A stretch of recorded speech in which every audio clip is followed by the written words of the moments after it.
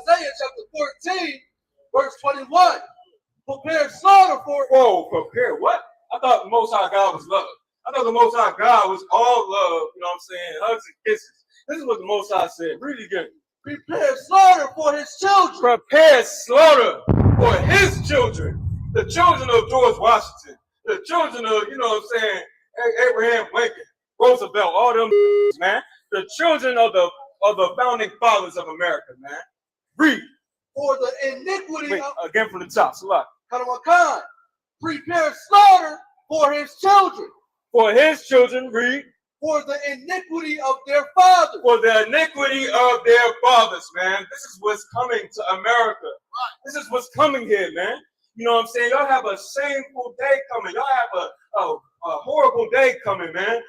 Because of the iniquity, because of your violence, because of your transgressions against the Most High God, because of your cruelty against the Most High God's chosen people. You know what I'm saying? The blacks, Hispanics, and Native American Indians. For these devils, you know what I mean, putting Mexican babies in cages, man. Raiding Mexican households, man, and ripping apart families. You know what I'm saying? When they have papers, what you need to do is go into the nearest Chinatown and raid all the Chinese restaurants, man, because they don't have any papers. But you want to go and harm our people, man. You know what I'm saying? The Lord said, what?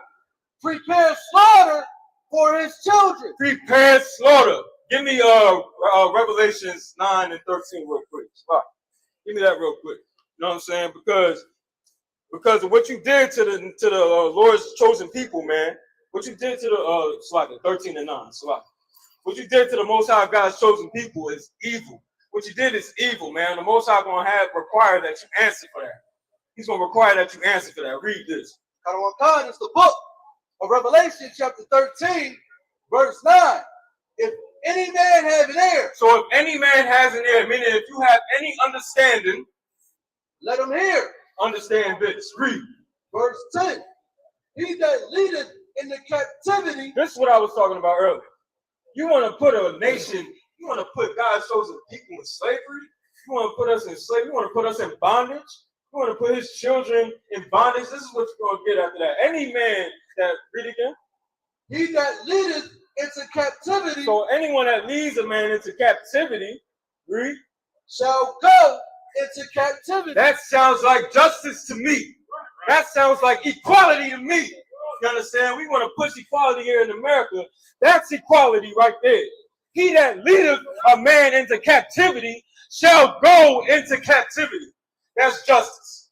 That's justice right there. Since you devils don't want to give us any justice, since you don't want to give us no fair game, you know what I'm saying? This is what you're going to get. He that leadeth into captivity shall go into captivity. The Most High has to jump into the equation now. Because it seems like you devils and all these other nations ain't going to give us any justice. They're not going to treat us fairly in this place, man. They want to keep us at the bottom. They want to keep us unalive and destroyed at the bottom. And without any hope of survival, man. You know what I'm saying? So the Most High has to step in the equation now. He has to step in this movie now. He got to do what he got to do to make sure his people is good now. He said, what? Read it again. He that leadeth in the captivity shall go into captivity. He that leadeth into captivity shall go into captivity. You understand? It's one of my favorite scriptures right here, man. The Most High said he's going to come in and he said he's going to put these nations in slavery that put another nation in slavery. You understand? That's equality. You know what I'm saying? This comes soon as we change our lives for the Most High God. Black man, Hispanic man, why these other nations going to war? Why they fighting each other, blowing each other up in the smithereens, man? We got to stop smoking weed. We gotta put the weed down. We gotta put the cigarette down. We gotta fix our homes. We gotta make sure we stop unaliving one another. You understand? Turn your back on the who's the devil the Bible speaks of. You understand? That's what we have to do. You know what I mean? For too long we've been trying to take up his ways and take up his philosophy, all his staking religions, all his staking gods, man. You understand? We got to throw all that nonsense away and really come to the knowledge of the truth. Give me Jeremiah 11 and 3. 11 and 3. Jeremiah 11 and 3. You know what I'm saying? 11 and 4. Slide. We have to turn our back on these oppressors, man, and all these other nations that want us to stay the same way we are now. Right now, we are not ourselves. We are not ourselves. I know we walking around here thinking we free. We can go and buy any paraphernalia we want. You know what I'm saying? Anytime we want. But that does not make us free. You know what I'm saying? That does not make us free. We are not the same. We're not what we should be in this place, man. Free. YAHUWAH. This is the book of Jeremiah, chapter 11, verse 4. Verse 3. Verse 3. So I can verse 3. And say thou unto them, thus saith the Lord God of Israel, cursed be the man that obeyeth not the words of this covenant. Cursed be the man that doesn't obey the words of the Most High God, man. You know what I'm saying? We have to follow his laws, statutes, and commandments. This is coming from the Lord. Read on.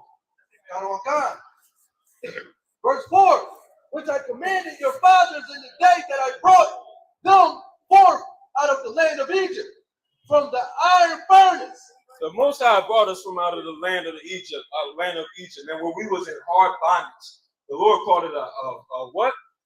Iron furnace. He called it an iron furnace. You understand? You know how bad and horrible that bondage, the slavery must have been. You know what I'm saying? America is Egypt 2.0, man. You know what I'm saying? Read on.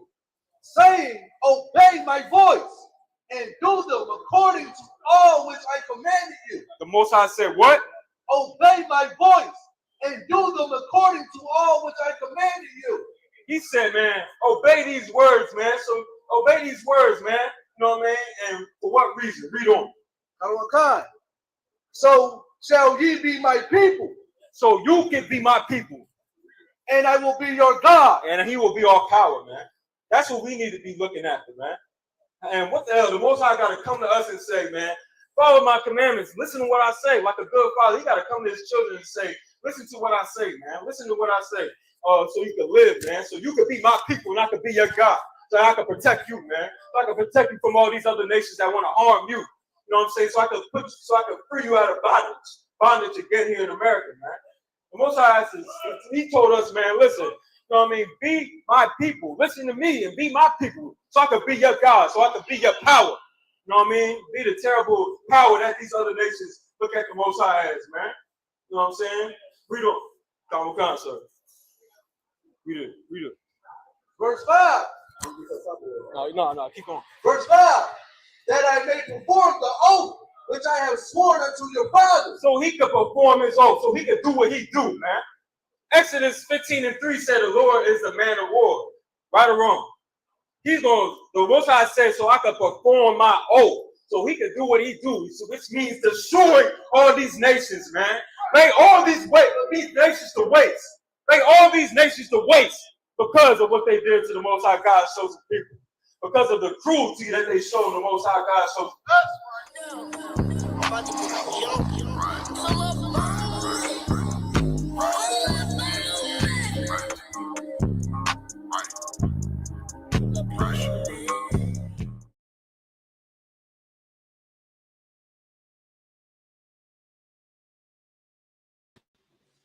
All right, y'all. It's a lock about that, man. Let's clap it up. Most High in Christ. With the I.S.U.P.K. start out of 1 West 125th Street, Harlem, New York, under commanding General YAHANNA, man. Today, you already know, it's the second week of the Hebrew connectors, man. All right, the beginning connectors that go at the beginning of a root word. Okay, now, it was something that I wanted to show y'all. Oh, I got a video. I have a video that I wanted to show you. Salakia, I didn't do my introduction. Shalom, Anyakwatazian Marah, Mawarka, Kayahayawam, which means I'm Officer Marah, your teacher for the day. Now, just so y'all know, I say it slow. I'm Officer Marah, and then I'm saying I'm your teacher for the day. All right. I want nobody calling me Mariah and no old craziness. Talk about Officer Mariah. Nah. No. All right, so okay, let me pause this real quick.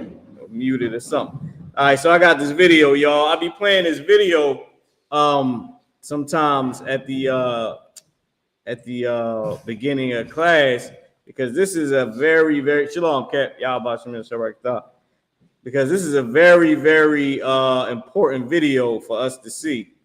All right, I'm gonna play it on the screen right now for you. So this video right here that we about to go into, you see what it says, right? It says a moment in Jewish history. Now let me turn this on for the what you call it too. Hopefully, I'm gonna try to get them to see the computer. Maybe that'll help with TikTok, man. TikTok, I'm trying to save y'all. All right, trying to save y'all. Now, what you see on the screen is it says a moment in Jewish history.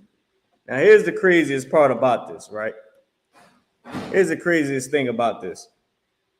It says Jewish history because it is not referring to blacks, Hispanics, and Native American Indians. You want to know how your land got stolen and how your language got stolen? You better look up the Zionist movement. The water quantas up. You better look up the Zionist movement. The Zionist movement in 1948, I said 19, meaning the 1900s, and 1948 went and claimed our homeland through what you would call something like eminent domain, right? Or what's part of eminent domain? Adverse possession and the squatters' rights, squatting. Now, why would they have to go through the Zionist movement and get help from America and get help from all the, from other people to go back into their homeland when they could have just went back into their homeland, right? They couldn't because it wasn't their homeland. They're German. The Germans put them out and put them in the chambers for the evil that they was doing to them financially. And so many other countries put them out and sat them on their behinds for being so evil and wicked. Meanwhile, trying to say that they were converts, they were ish, they were Jew-ish, they were converts, they were ish, they were like that of a Jew, but not a Jew. They were Jew-ish, they were converts to our culture, to the Jews' culture, right? Now, without further ado, I'm gonna play this video. Y'all go ahead and watch this. This is a moment in Jewish history. Until the mid-19th century, most Jews in the land of Israel spoke Yiddish, Ladino, Russian, or other languages. When the Wait, Zionist movement began to return to the Jewish homeland. I gotta rewind that. I don't know. Can y'all hear the? Let me know if y'all can hear the video. They said they were already speaking Yiddish. This video that we're about to go into is a video about the it's talking about the Hebrew language. So if they already had Yiddish before they so-called restarted speaking Hebrew or re-speaking Hebrew, as they call it, then what was Yiddish? And if they were speaking Yiddish and then re-spoke Hebrew, then what would be the point of still speaking Yiddish today? Or how did they get to speaking Yiddish from speaking Hebrew? That didn't make sense.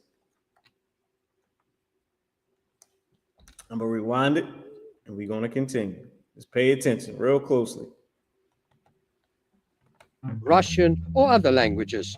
When the Zionist movement spoke Yiddish, Ladino, Russian, or other languages, spoke Yiddish, Ladino, Russian, or other languages, spoke Yiddish, Ladino, Russian, or other languages. When the Zionist movement began to return to the Jewish homeland, they began to revive the ancient Hebrew language. The initiator of this revival of modern Hebrew was Eliezer ben Yehuda. Hence the Ben Yehuda dictionary. The Ben Yehuda Hebrew to English dictionary. But you notice how I said when they revived Hebrew. They're supposed to revive Hebrew according to them.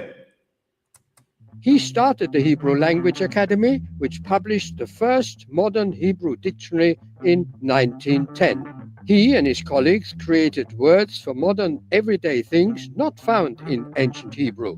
Today, Jewish people all over the world write and speak the language, and countless books of all kinds have been published in Hebrew, including Nobel Prize-winning literature by S.Y. Agnon. Major streets have been named after Ben Yehuda in cities throughout the country. This Jewish history moment was... Y'all heard that, right? Y'all heard that. Let me bring us back full circle. So they already had Yiddish, right? That's something that they already had because that is their language. However, when they decided to steal our language, saying that they was able to steal our homeland in the what the hell was it? In the 1948, the 1940s, they was able to steal our homeland. I'm sorry, I'm just checking TikTok. They went back and tried to, what they said, tried to revive Hebrew. The problem is, I'll play this video. I'll play the next video. Because all right, I can give you a little bit of it. The problem is this. The problem is you can't steal a language without stealing a language. It's a language. The language itself, every language revolves around a culture. You got, right now, people used to say slack. Right now, what they say, and they used to say crazy work and, you know, that's fire, right? We say words like that, right? But that is because of the culture. Right now we say what? Smoke. Who want the smoke? You know what I mean? It's so many different words and slang words that we say nowadays that before we didn't say. Right? It wasn't the slang, which means the culture is ever evolving, which means that the language has to evolve because the language is the communication of the culture, of any people, of life. Now, I have another video. Remember what I said. It was a problem in them reviving the Hebrew, right? They revived the Hebrew. So they claimed they revived it, but they were already speaking Yiddish. Now I'm going to show you what the real issue is. There's a problem with, I'll play the video. Let's get it. Hi, everybody. Yana here. Welcome to Ask a Teacher, where I'll answer some of your most common Hebrew questions. The question for this lesson is, just what is the difference between biblical and modern Hebrew? Now, how in the hell is it a difference between biblical and modern Hebrew? How is it even a difference? And I ain't talking about a difference in the fact that we might speak slang now, or a difference in the fact that you got new words, right? So you would hear this and think, okay, maybe they talking about, you know, maybe because it was back then, we don't say like notwithstanding anymore, right? No, that's not what they're talking about. Maybe it's because we got jets and computers. Maybe they saying, you know, it's a difference in the language because now I got to explain the computer. No, that's not what they're saying. Let's get into it. And I'm going to continue the video. Hold on, Salaki. Let me bring it back full screen. Let's get it. So there's a difference between modern and biblical Hebrew. Now, you may be attracted to Hebrew for any number of reasons. Perhaps you want to communicate with friends or... Now, you notice they got the word shalom. Well, it's not now, just get me right, y'all. This word is not shalom, but I'm saying shalom because this is the mispronunciation that fake Israelites say this word is. This word is shalom. Shalom. It's the same word. You got shalom, shalom, and then you got shalom. Right? The ma is not the ah sound coming off of the ma is not very it's not a hard ma. It's not you know, it's softer. So you're not saying it as, you're not saying shalom ma for the ma to be, for the ah sound to be heard. It's not that important. You're saying shalom. The law is what you're pronouncing, because the law is giving it a different meaning than just the greeting. We say shalom. That's a greeting, peace. We say, all right, shalom, y'all, meaning you're giving them an extra part to the greeting, which is funny that is more to it. Is like is active. Is becoming an active piece. Meaning, one, you're just saying peace like I'm out, but then you're really saying peace like be in peace. You know, everything that comes with your inheritance, prosperity, all of it. Because when we get our inheritance, you will be in peace, right? It's so much when you look up the word shalom that, now I just said it perfectly, shalom, that you'll see what I mean, like peace and prosperity and inheritance and peace in life. It's so much that in the definition, because of the slang and how we mean it, which is where the character wa comes in at. It's the present tense, which we're going to get into right next week. But I want you to notice that the oppressor is using this word, and so is the fake Israelites. But the oppressor, he not mispronouncing the word. He got Sha, S-H-A, then he got Lo, L-O, and then M. He don't got Shalawon. He don't got S-H-A-L-A-W-O-M. He got Shalom, and then with an M. So the oppressor is pronouncing the word correctly, and fake Israelites are pronouncing it wrong because you didn't learn under commanding General YAHANNA. Let's keep going. Family. Or maybe you're interested in studying the many religious and classical texts written in Hebrew. Depending on your reasons for learning Hebrew, you may end up learning one of two very different languages. Whoa. If you're trying to learn Hebrew right now, she just said you may end up learning one of two different languages.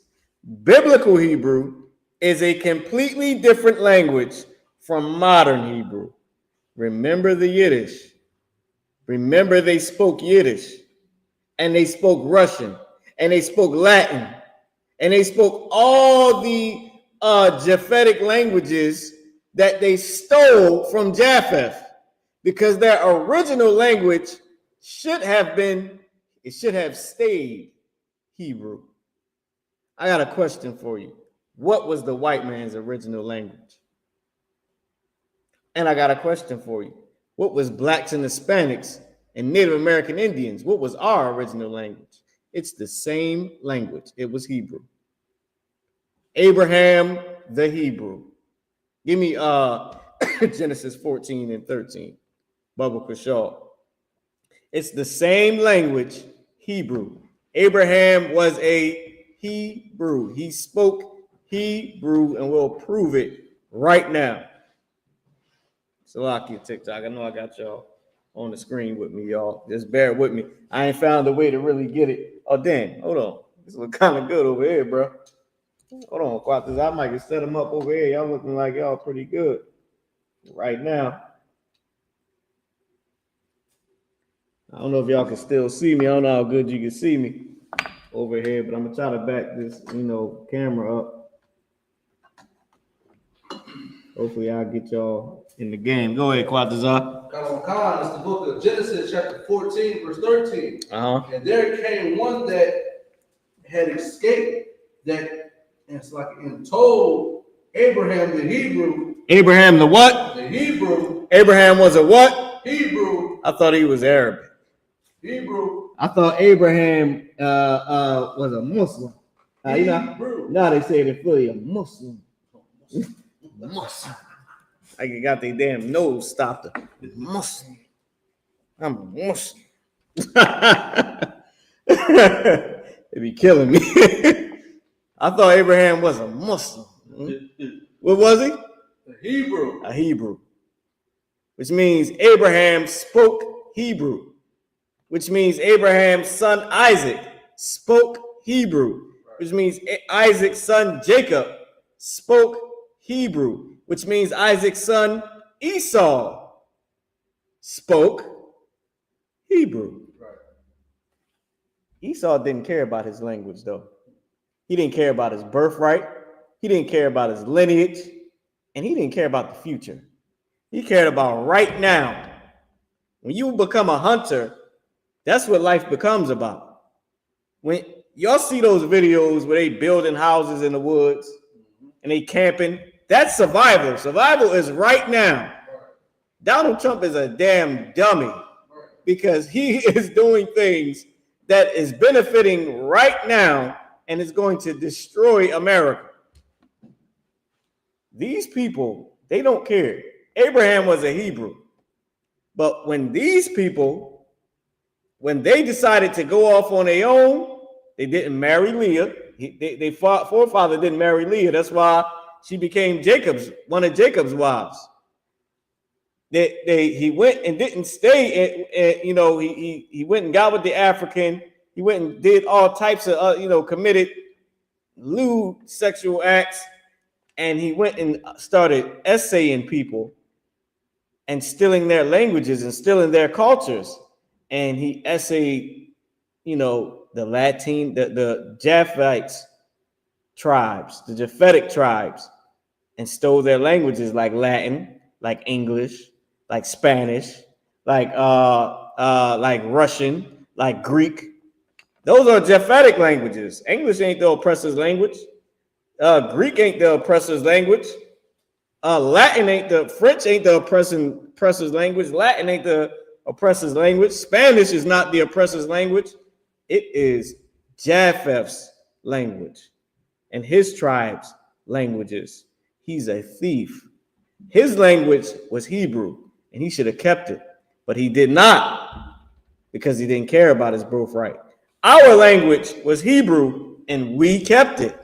That's why we're known as what people call us today. We was not known as this in biblical times, but people say this today, the Hebrew Israelites, because Israelites or Jews, as the world knows us, we were always known for our language being Hebrew, which was the first language on the planet. I'm gonna get back into the video. I'm sorry, y'all, that I didn't keep the up on the screen for TikTok. All right, so let's keep going. So I'm gonna rewind it a little bit because I went on a little, rant or whatever. But I'm gonna keep learning Hebrew. You may end up learning one of two very different languages. Two different languages. Biblical or classical Hebrew was an ancient language that first emerged in the 10th can they hear it on the, what you call it?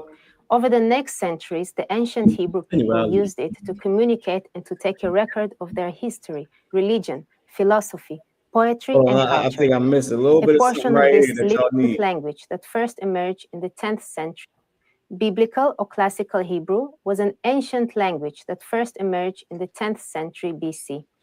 Over the next centuries, the ancient Hebrew people used it to communicate and to take a record of their history, religion, philosophy, poetry, and culture. I'm gonna pause you right there. Our language, of course, because it's a part of our life, it's talking. We documented our history in our language, what they call our religion, but our culture and our language, our philosophies, our sayings and the things we upheld. And you know how when people philosophize and all that, that was part of course, your language, because you got to talk. Our poetry, meaning what? Our music, psalms, the songs we made, songs of Solomon. All that is because you gotta talk. It's in your language, and of course, your culture. The way we dress, our slang, everything about it has to do with our language, because your language is a part of life. Keep going. I'm saying, keep going. A portion of this literary record formed the basis of Hebrew scriptures and also what came to be called the Bible. During the Roman period. Don't let her get away with that. Also, what came to be known as the Bible. It was not called the Bible before. These bastards collected our writings, right? Our holy scriptures, and put them together in a composition. That composition was called biblos, right? In the Greek. A collection of compositions of our culture, our stories, our history, the law of God. that became known as biblos, the Greek word, or a collection of compositions, right? Or a collection of documents. And that in English became Bible. So our culture, our history, our philosophy, our language, all this, Salaki, y'all. Put myself back up here too with y'all. All this became known as the Bible. All right. So that's very important that y'all understand what she's saying. All right. I just wanted to break that down. We wasn't just gonna let that slide by the way she just said it like it was nothing, because it all is coming around full circle to some point that is about to be made. I'm gonna go back into it. Hebrew scriptures, and also what came to be called the Bible. During the Roman period, the language evolved beyond recognition and later fell out. The language during the Roman period, the language evolved beyond recognition. No, it didn't. The white man is the devil that the Bible speaks of. I'm gonna rewind it because the next part that she's about to say is very heavy. During the Roman period, the language evolved beyond recognition and later fell out of use in daily life. Here's another lie. The language fell out of use in daily life. It was unrecognizable. Okay.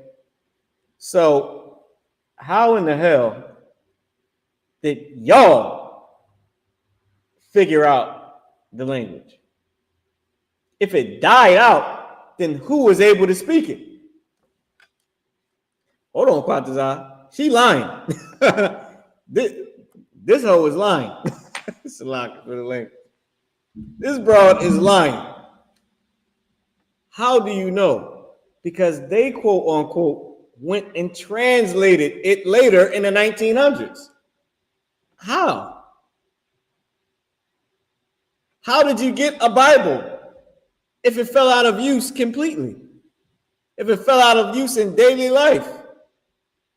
How? How do you have a biblos, a Bible? How is it now that you got a blue letter Bible and you got the translations and y'all reading it and all this? How do you have that? That don't add up. She's lying. What she's saying is, because we got fleed out, because we got ran out of our homeland and hid for so long, nobody gave a damn about us. The ones of us that lived in Rome, or what's called today France, Russia, Italy, Turkey, England, the UK, the Netherlands, the ones of us that lived up there, they made it illegal for us to say that we was Israelites. It made it illegal all the way until the Council of Nicaea. You cannot say you was an Israelite. You cannot say you was a Jew after the time of Christ and, you know, the disciples and everything we did. Once they ran us out of our homeland in 70 AD, it was a wrap for that. Because, you know, you see how YAHUSHA and the disciples went out and how Stephen went out. It wasn't something that you could openly just say you was practicing your culture as an Israelite, because we were hiding from the Romans in Africa, and the rest of us just gave up the spirit or hid it and claimed to not be doing it all the way into the Council of Nicaea. I'm gonna go damn Salaki TikTok. I keep forgetting to have y'all up on the screen. I don't know if y'all can see me or not, but I'm gonna keep going. But that's what she's really. That's the part she didn't say. That because the oppressor is the devil that the Bible speaks of. But it lived on in religious contexts. But it lived on in religious context. So it fell out of use in daily life, but it lived on in religious context. She's a liar. Hebrew experienced a revival in the late 19th century as part of the larger Zionist movement. As part of the larger Zionist movement. Esau being the devil that the Bible speaks of? Thanks to the effort of Eliezer ben Yehuda, who prepared the first modern Hebrew dictionary, people started using Hebrew again to communicate with one another as they went about their lives. But because of the influence of European languages, Hebrew changed. Grammar. Because of the influence of the other what the hell did she say? I don't European languages. Of the European languages. Of Esau stealing Japheth's language. Because Esau stole Japheth's language, the Hebrew language changed. Because he was speaking Russian on a regular, Yiddish, Latin, English, Spanish. All these are Japheth's languages of his tribes. Let's keep going. So the Hebrew changed according to her. It didn't, but Esau, what he did was bring in the Japhetic pronunciations into the Hebrew language that he decided to speak for himself. Now remember, Japheth, he had Yiddish and all this. Esau stole those languages and now is incorporating it into his original language that he spoke. Esau can speak Hebrew. It is his language. Shalom, sis. All right. But he's such an evil monster, he still don't want to speak the actual language. And it's still his. What a dummy. He's the brother of Jacob. He is a Hebrew. And he still don't want the language. He's an evil man. He's an evil man. I'm going to keep going. Who changed? Grammar, pronunciation, vocabulary. Not a single aspect of the language went untouched by the transformation. Hold on. Grammar, pronunciation, vocabulary. Grammar, the way you speak the Hebrew, the format, the pronunciation, how you say the words, how you say Elohim. He changed it to Elohim. Elohim and all that. And Yishnikov and Mazel Tov and all that crazy Yiddish. Okay? He's not saying the regular words. He's saying shalom instead of shalom. He changed the pronunciation, the grammar, and the vocabulary. Let's keep going. Not a single aspect of the language went untouched by the Not a single aspect went untouched. Transformation. And like any other modern language, Hebrew continues to change. So, for example, the word I or me in biblical Hebrew is Anochi. That word is An-Kaya. An-Kaya. He said, Enochi, whatever the hell she said. That's all that Yiddish and Latin, whatever the hell that Russian they got up in them that they didn't stole from Esau. I mean, I said stole from Esau. That Esau didn't stole from the Japhetic tribes, man. This same word has changed in modern Hebrew to Ani. That word is Anya. The root word of it is Ankaya. Right? That's the root word. Then it became Anya, which is what we had changed it to. Us as blacks and Hispanics. That word is I or I am. Okay, it never meant me at all. Okay, they can take the Yah from the end of the word and then it goes at the end of the root words and is used as me. So I see what she's trying to say, but it's always been I or I am. Let's keep going.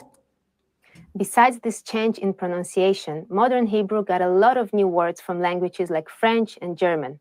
For example, the word concrete or beton came from French, while schnitzel... That word was, first off, it kills me with the schnitzel thing.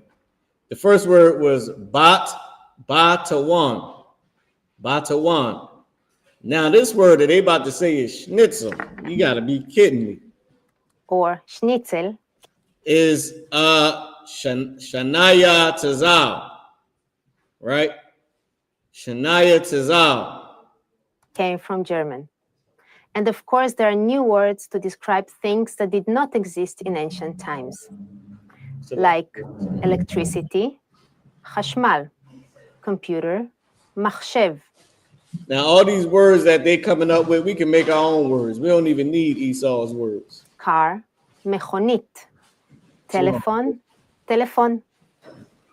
At this point in history, someone familiar only with biblical. Now, listen to this, y'all. This is the part y'all really, really gonna need. Just hear it real clear. At this point in history, someone familiar only with biblical Hebrew would not be able to communicate very well with contemporary native speakers.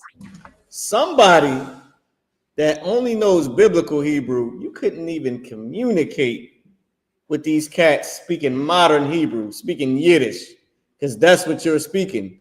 That's what Esau has changed it to. He has changed it to Yiddish. That's what she's saying. She's saying you would not easily be able to speak with these people. If somebody used to speak in biblical Hebrew, or the Hebrew that the I.S.U.P.K speaks, which is biblical Hebrew, you would not be able to communicate very well or at all with anybody that's speaking the Elohim Schnitzel Mazel Tov. You don't know what they talking about. Because they have stolen Yiddish and incorporated it into the Hebrew language, just like an evil child, just like a rebellious child. You got it. I said you got it. I'm playing the video, y'all. Good night. I'm the one playing the video. Let's get back into the video. All right, let's keep going. At this point in history, someone familiar only with biblical Hebrew would not be able to communicate very well with contemporary native speakers. At the same time, a modern Hebrew speaker cannot easily read the Bible. Did you hear that? At the same time that you can't communicate with them easily, they can't easily read the Bible. Hear that again. Speakers. At the same time, a modern Hebrew speaker cannot easily read the Bible. Did you hear that? They said, I'm going to play it again. I want y'all to get the whole thing, right? Listen to this. At this point in history, someone familiar only with biblical Hebrew would not be able to communicate very well with contemporary native speakers. At the same time, a modern Hebrew speaker cannot easily read the Bible. A modern Hebrew speaker cannot easily read the Bible. They can't even read our Bible because our Bible would not have any Yiddish scratches and marks. It will be the consonants only. They don't know how to pronounce it because they've been stopped speaking Hebrew. And the Hebrew that they speak now that they claim is Hebrew, which is Yiddish with the damn Assyrian letters, it still ain't Hebrew. How was it? Pretty interesting, right? All right, y'all. All right, so now let's get back into it. Let's get back into it, man. So this is the craziest thing ever, right? Quatazal, what she said was somebody that speaks the modern Hebrew, which is the Yiddish, they can't easily read the Bible. Right. Meaning how we go and we read it, they can't read it without the dots. Right. Because they don't have the Yiddish pronunciation. They don't know how to say it. There's no consonants. They don't know what the word is. It would give them trouble trying to read it. Right. Here's the thing about Esau. Esau, he's a cunning hunter, right? This dummy. Go ahead. So basically what you're saying is they just made the language up. They created how to say the language based on the dots. Yeah. Okay. They took the words that were already Hebrew words, right, and they gave it Yiddish pronunciations. Right. So when you don't see how to pronounce the word, you don't know how to say it because there's so many variations of those dots that you got the one dot tells you to do it, to say it one way, the other dot tells you to say it another way, which makes it two different words because we evolved the language. They would have been a part of it if they didn't give up their language. They would have knew slack in Hebrew. They would have knew smoke in Hebrew. But the way we would say it, we would make it known that the way I'm saying smoke or the way I'm using smoke means I'm talking about harming you or fighting you or wanting or violence. They didn't get the memo because they gave up the language. Right. So when you say she bad, you think she's acting up. You don't know that I mean that she's very beautiful. It's like because they don't speak the slang, like they skipped out on the language a long time ago. So when we evolved it by ourselves, it's like somebody who was in the UPK way back in the day coming in here now and still trying to live like they were before. The UPK has never changed, but our brotherhood is much tighter. So something that they thought they could get away with before will have very strict consequences nowadays.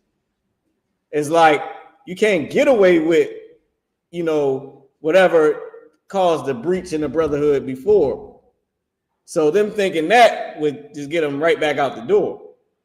And it's that same way because they aren't here to see how much we love each other and how much our brotherhood and sisterhood have grown. You know what I mean? You can't just sneak this, think nothing gonna happen to you. You know what I mean? You're gonna end up in the council and all that. So Esau, he skipped out on the language, right? All right, so now let me get into my class, man. Let me get into my lesson. All right, y'all. Let me go into the lesson. I just want to say the reason why I brought this out is the fact that, oh damn, it fell. I couldn't get it in here. Hold on, I don't know what's going on. I couldn't get the what you call it in here. Oh, here it is, right here. that was a message that I forwarded. All right, so the fact that they changed the language is why it's so different to them. But what we speak today in I.S.U.P.K is the original Hebrew. Is what Esau used to speak before he gave up his culture and his God. Us, however, his twin brother, we kept our language. The Hispanics, the Native Americans and Black people, Dominicans, Haitians, Puerto Ricans, we have kept our language. We kept our culture. They been gave it up. They just, tossed it right in the basket. Say, I'll be back later. They hit the road on God, so I'll be back later. But we kept it. So what we speak today and what we're learning is ancient. Now, with that being said, you have to know the history of Hebrew to understand that the language is a slang language. That Black people and Hispanics and Native American Indians, we grew this language. Our language has evolved. The language has been growing with us, and all the way up until we had to hide and speak it in private and be Israelites in private, all the way until we came out of slavery and we boomed it right back in 69, all the way up until today. So just understand this: the language is a slang language. So the words, so here we go. So a lot of the words have multiple meanings, like smoke, like bad, like that's cold, like ill, that's hot, or I'm cold. You know what I mean? Or I'm hot. I'm hot. It's getting hot, right? I'm hot, right? Or I'm sick, right? I'm sick. I'm coughing and I'm sneezing. Or I could be like Quatazai with my songs, and I could be sick with it. You feel me? I'm sick with it. Or I could be like Barzal and Malakia, and instead of me being ill and on a hospital bed, I'm ill in the studio. I'm ill with it, right? So with that being said, just be prepared that these connectors, they mean multiple things, some of them. Most of them mean 2 different things, or 3 or 4 different things. Is used as a lot of different things. Now I'm gonna go through it. All right, I'm gonna try to. We got a little bit less than an hour. I'm gonna try to go through this, right? Let's get started. Let me pull this up for y'all. Damn, I'm sorry, TikTok. I know y'all probably mad as hell at me. All right. So now we're gonna start with the first character in the alphabet. The first connector, and also the first character in the alphabet is the character A. Okay, it's the character A, and we're gonna go to page 1. There we go. So I'm gonna try to zoom in on this real quick too. I know I was cutting in on a lot of the second video, right? I do want y'all to see the second video, because the second video is one of the main things. It gives you the breakdown. Maybe I'll play it again at the end. But the second video is bedrock. Okay. All right. So this is the first character. This is the character Ah. You know what? Before I do it, let's play the video. I'm gonna just play it again. Play it again. Just for everybody that wasn't able to, that I cut in 1,000 times on. I just play it straight through. It's only 2 minutes, right? I think the second video is about 2 minutes. So just bear with it. We're gonna play it again. It's 2 minutes. Boom, boom, boom. Let me see. Here we go. Let's switch it back. I ain't gonna say nothing this time. I'm gonna let her go. I know I cut in both times, or was it the first video? I think it was the first video that I played that was crazy. That was let me boom, boom, boom. All right, let me play the second one, because the second one had more stuff into it.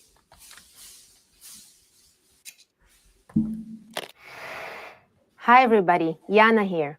Welcome to Ask a Teacher, where I'll answer some of your most common Hebrew questions. The question for this lesson is, just what is the difference between biblical and modern Hebrew? Now, you may be attracted to Hebrew for any number of reasons. Perhaps you want to communicate with friends or family, or maybe you're interested in studying the many religious and classical texts written in Hebrew. Depending on your reasons for learning Hebrew, you may end up learning one of 2 very different languages. Biblical or classical Hebrew was an ancient language that first emerged in the 10th century BC.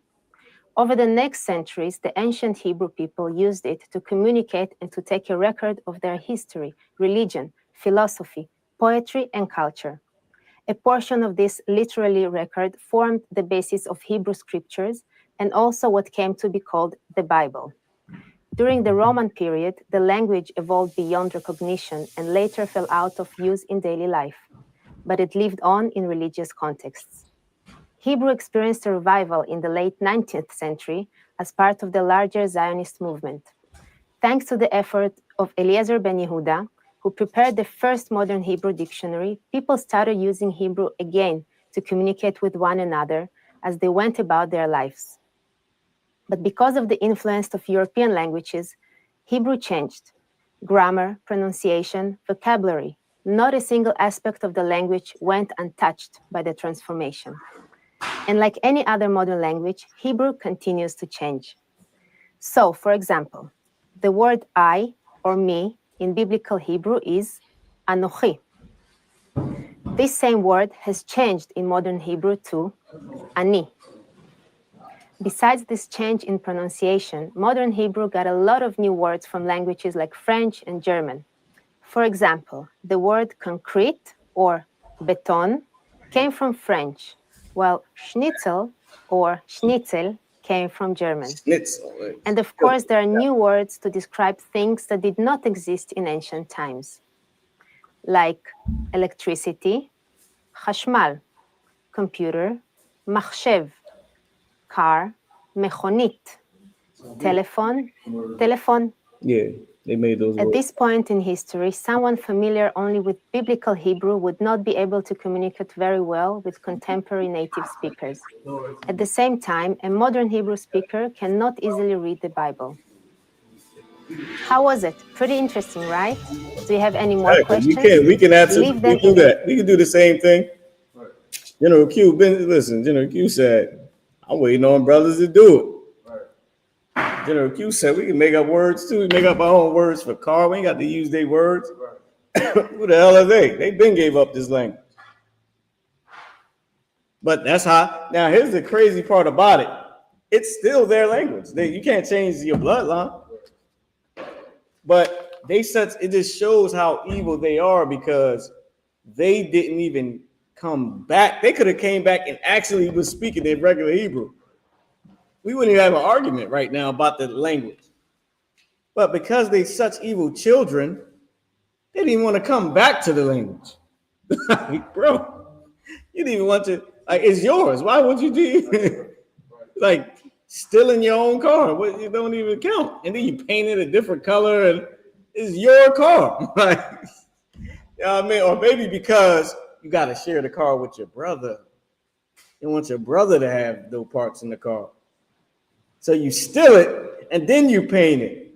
And now you can keep it for yourself. And you can say he has nothing to do with this car. This is your car. Esau is an evil monster, man. That's how you know that we deserve the birthright and he did not. All right, now let's get into it, y'all. I felt like I had to play the class over again, man. All right, play the video over again. So now we have the character I, okay? We have the character I.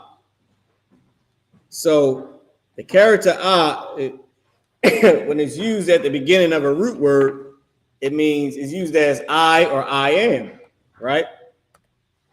It's used as I or I am. The character I is the first letter in the alphabet, right? Now they say aleph here, but it comes from the word alap, which is the cattle, right? Which is a cattle. So it's the first letter in the alphabet. It's post-biblical Hebrew. That's what this B is. This B is biblical. Well, biblical Hebrew is BH, biblical Hebrew, right? Post B is post-biblical, and then the Hebrew abbreviation is Hebrew, right? So this is post-biblical and then Hebrew. So in post-biblical Hebrew, it's the number 1, right? It says, and so in margin of printed Masoretic text, because that's what this MT is, Masoretic text. It says the character I equals 1,000, but there's no evidence of this usage in Old Testament times because we might not have used it as 1,000. Oh, Salaki, Quadza, you got to plug the computer. Might not have used it as 1,000 in Old Testament times, right? So this is the first character I, okay? When the first character I, the character I is used as I or I am, right?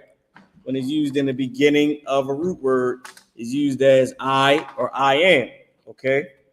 So with that being said, that's the character I. Now, I went over what the characters, let me bring myself back up. I went over what these characters were used as last week. Now I'm giving you proof. I didn't even tell you what we was looking at. I'm so sorry. Now I'm giving you the proof. Let me show you what we got on the screen here. Remember that biblical, remember the Hebrew to English lexicon of the Old Testament? That's what we're reading. I got it. I found the PDF form. Guess what else I found in the PDF form, Quadazah? The New Testament in Hebrew. Yeah. The New Testament in Hebrew. I got the PDF form. Hold on. Let me just go back to the all right, boom. This is the preface. I'm just trying to show y'all that we read in the biblical, that we read in the Hebrew to English lexicon. It's the same one, the Oxford. Here you see that Oxford University Press. Okay, this is the Oxford Hebrew to English Dictionary. All right. Same one that I pulled that I pulled out and showed y'all in the class. Oh, damn, my bad, y'all. I did the wrong thing. I was trying to zoom out of it so y'all can see. All right, Hebrew and English lexicon. I said Hebrew and English dictionary. This is the Hebrew and English lexicon of the Old Testament. Remember, I told y'all that General Q had gifted me the Hebrew and English lexicon of the Old Testament. Well, I went and found it online. Okay, and I'm sorry I didn't post the link in there for everybody to be able to come into the class and just participate. Let me put the invite in the chat. All right. Or let me put it in the description. Maybe y'all can click it in the description real quick. All right, let me put this in the description. Maybe we had some luck there, getting people that want to come in to be able to come in. I'll put it up here first, or do I have it in here already? Here we go. I'll put the link right at the top of the description. All right. So I'll put it right here, right at the top.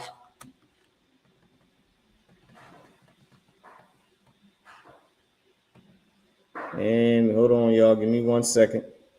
Should have did this in the beginning of the class while I was playing that video. Right. So now, hold on. All right. Boom. Just give me a second. Bang. I'm just trying to put this link in there for everybody on every platform that we on for us to be able to have the link. Okay.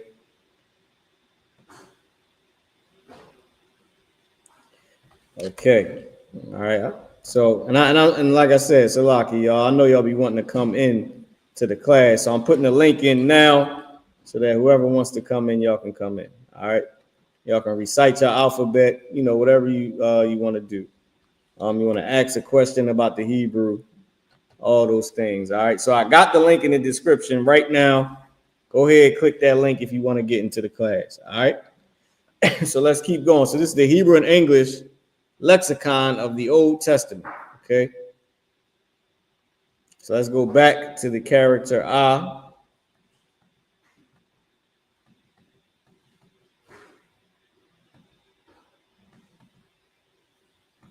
All right, here we go.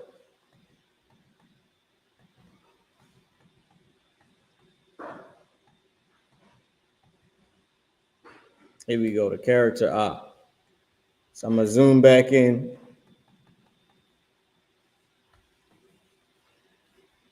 So like I said, it's the it said that I used to mean 1,000.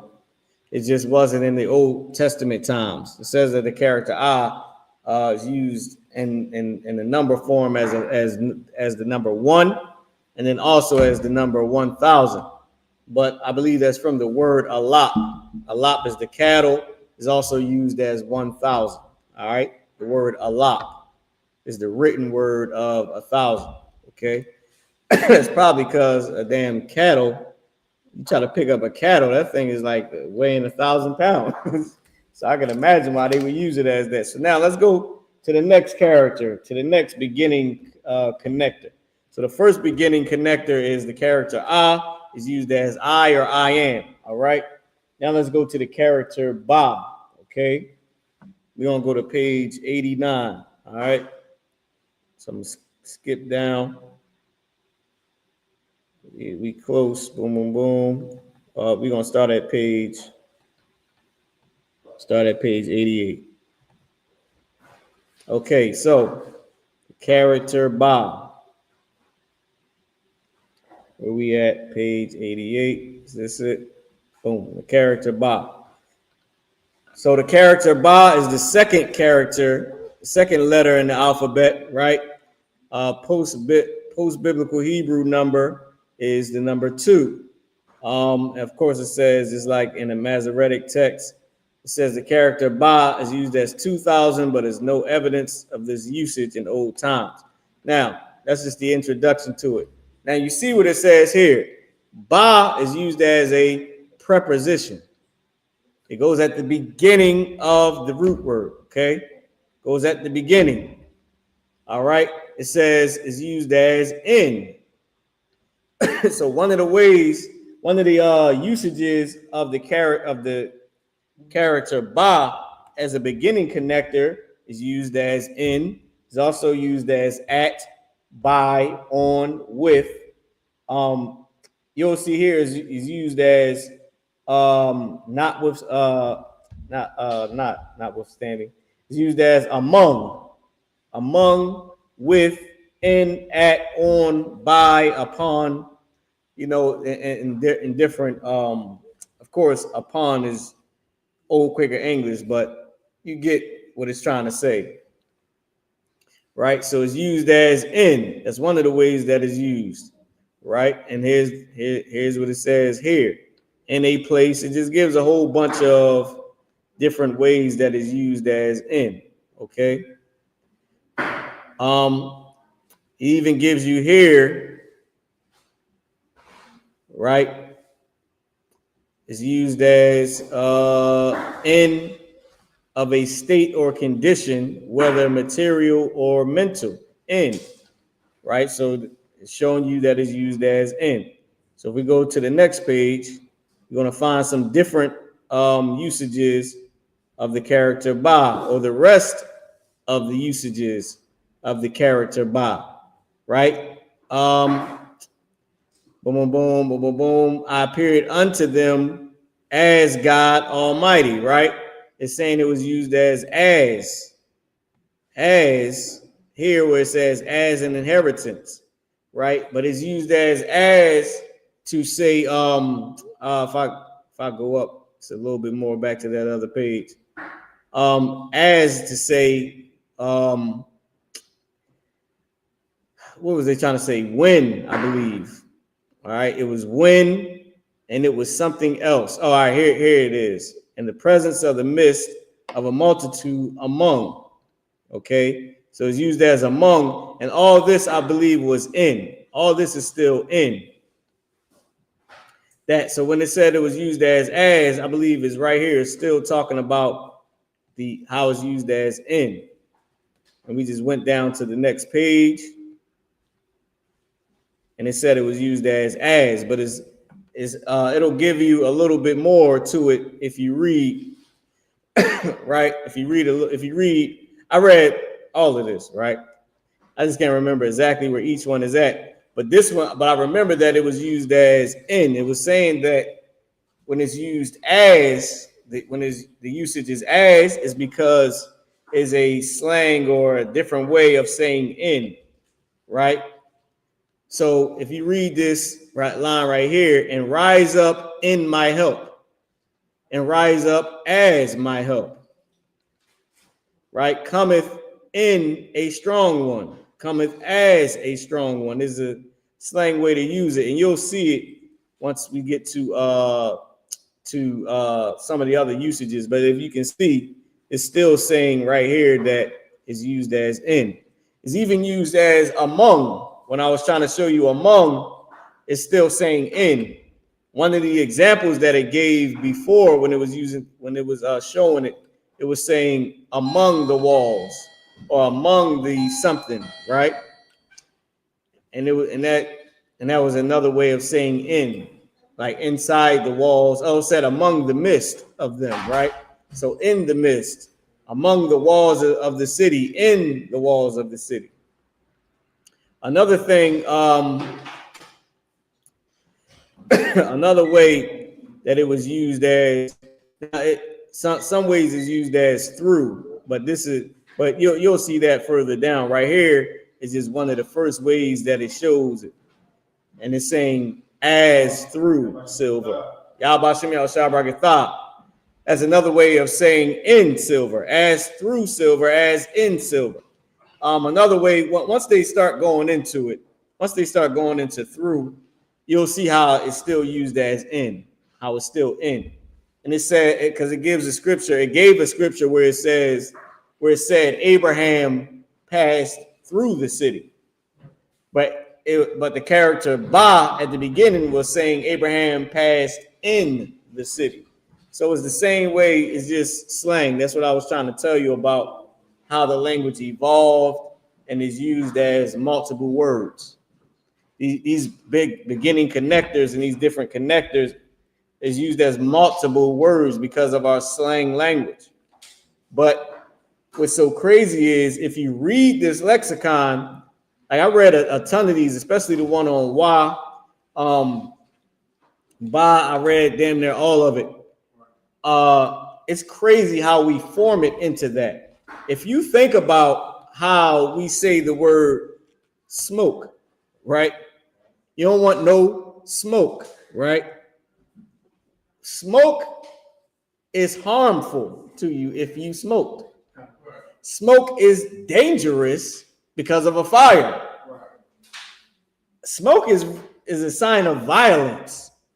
You don't want any of the signs of violence when you're messing with the U.P.K. You don't want any smoke. Especially the brothers fresh out the Hebrew Academy is on there. It's inside of them. It's through them. Right. it's among them. Right. You don't want any smoke. So, and I'm just trying to give y'all the understanding of the slang, right? Because once you get into our language, you'll see everything about our culture has to do with some type of slang when it comes to the language.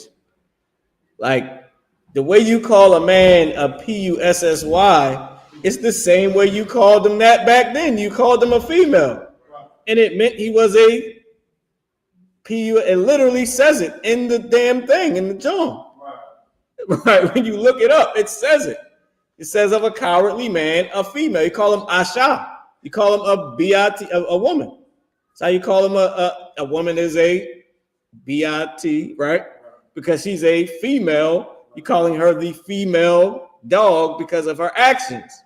You calling the man a female because of his actions, saying he is the female body part. It's the exact same language. It did not change. You call a woman, literally, you call her a female dog. That is a Bible that comes from the Bible. The word is kalabah. Call it a B word in Hebrew. Kalabah. Kalab is dog. Call her kalabah, the female dog. That is a fact. That is a proven historical biblical fact. Christ called the woman a dog, a kalabah. And she said, yes, Lord, the white woman. Go ahead, Quatazah. Go ahead. Is it actually a word for that? I'm giving it to it's kalabah. Kalab is dog. Female dog is kalabah. It is the term used for the term they use for a woman. No. So for a man that you call him a P-U-S-S-Y, it says a timid, cowardly man in the lexicon. And when you look it up, the woman, what was the name? What was the term that they referred to her as? A shameless something else.